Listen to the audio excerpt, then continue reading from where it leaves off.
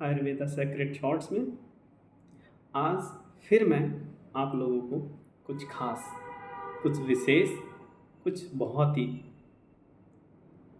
हितकर इन्फॉर्मेशन आप लोगों को आज शेयर करने जा रहा हूँ।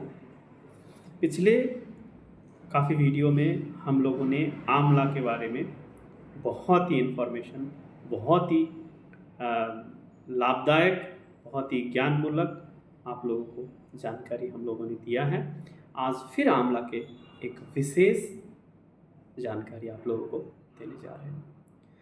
जैसे अष्टांग हृदय में बताया गया है कि आंवला को आप कैसे, जब कोई खांसता है, खांसी करता है, तो उसको ठीक करने के लिए आप यूज कर सकते हैं।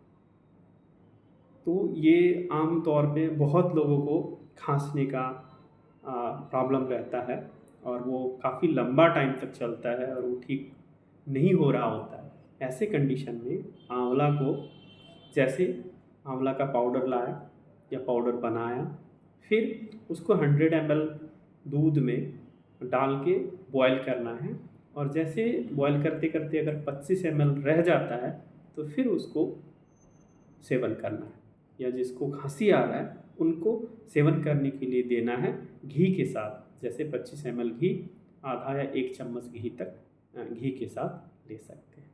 तो चलिए, खांसी अगर हो रहा है तो उस टाइम पे आप आंवला को इस तरह से यूज़ कर सकते हैं। यही है असली आयुर्वेद, ऑथेंटिक आयुर्वेद।